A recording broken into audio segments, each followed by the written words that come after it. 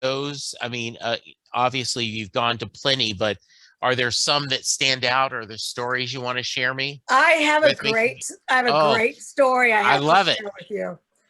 So this is before social media. Right. The best we had was Skype. Yes.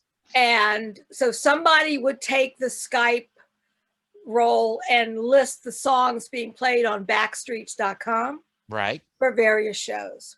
So every show I went to, I missed Jungleland. He didn't play it. I went like 14 shows in a row, no Jungleland. So he came to Charlottesville. And at that time, little Steven had his underground garage, a syndicated version. Right. That played at local radio stations.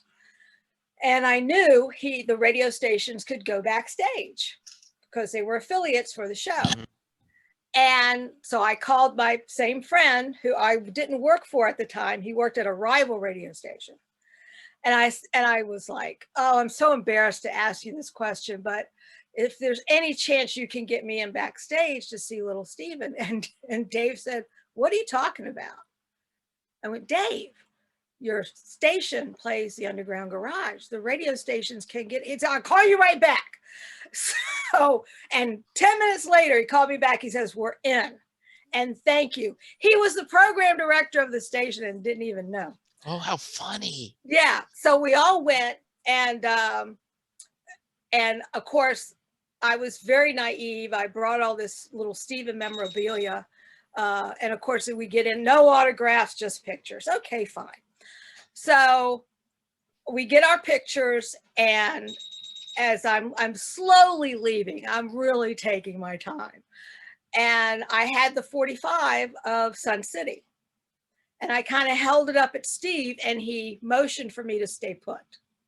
So my friends have left, and I'm in there waiting. He gets through all the people, and he signs the Sun City for me. Oh, nice. Oh, so I couldn't believe it. So he gives me a hug, and I whisper in his ear, can you get Bruce to play Jungleland tonight? And he laughs. He goes, you know, I'm not the boss. And I said, I know, but you don't understand. I haven't heard it in years. 14 shows, he's never played it. And there's some people, I guess, that worked with him. It was like, yeah, you should get him to play Jungleland. So he didn't make many promises. I'll see what I can do. Thanked him profusely, went to my seat. And my brother, who'd never seen Springsteen, was with our group. So he goes through the whole show, doesn't play Jungleland. All right, you know, whatever. Comes back for the encore, and it's Meeting Across the River. And we all know that he'll play Jungleland without Meeting, but he never plays Meeting without Jungleland. Right. So now my phone is starting to blow up because everybody on Backstreets.com is waiting to what the set list is going to be. And they all know I want Jungleland. And of course he plays it. And I'm like, so thrilled. It was such a beautiful version of it. And I was on the Stevie side of the stage, and I had one of those oversized underground garage bumper stickers. Mm. So the lights came up, and I started waving it at Steve, and he saw it. And he pointed at me and said, you're welcome. And my brother goes, that rock star is talking to you. And I went, yeah, well, you know, it's a thing.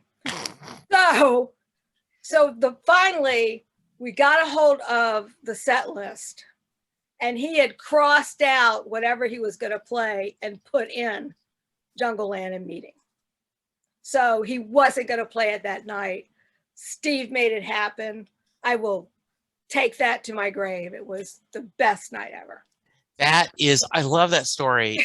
All right. Before I get you out of here, I end every episode with the Mary question. So let me give a little preference. If you are a friend of Katherine's listening to this podcast, thank you. If you're one of her many Backstreet buddies, thank you for listening. Jay Armstrong is a recently retired honors English teacher. He taught high school English. He has a new book out, Bedtime Stories for the Living. But he would take his honors English class, and they would spend 2 days breaking apart Thunder Road. They would compare it to Robert Frost and other American poets. They would look at the imagery, they'd look at the lyrics, they'd look at what the the themes Bruce is exploring. And then at the end of the 2 days, he asked the class the question, does Mary get in the car? So Katherine, that is your question. Does Mary get in the car? Hell yeah, she gets in the car. Good Lord. And if she doesn't, well, she regretted it for the rest of her life. I love it. Very nice. Good answer. All right. Is there any final thoughts you want to share? I just want to thank you for the invite. It's actually been a while since I've talked Bruce. And so it was good to think back on a lot of my great memories, and I'm looking forward to some new ones. So I am too. Hopefully we can meet up on the road. Katherine, this is so wonderful, you spending time with me. If someone wants to reach you, what's the best way? They can email me Okay. at katherinebyrdva@gmail.com. Okay. I'm on Facebook. I'm Okay. on Twitter. Yes. Okay. Just as Katherine Byrd. It's, Okay. no fancy names. All right. Very nice. Listeners, go get vaccinated, go get boosted, and let's all be kind to each other, because that's how we're going to get through this. Thank you, Katherine. Thank you, listeners. We'll talk to you soon. Goodbye.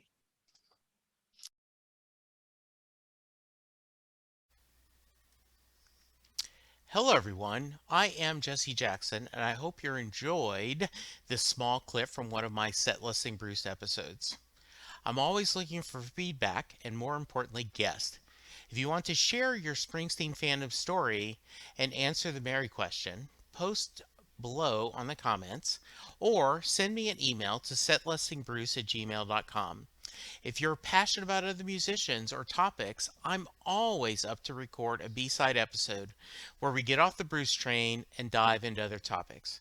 For now, stay hard, stay hungry, stay alive. Meet me in a dream of this hard land, and I'll see you further on up the road.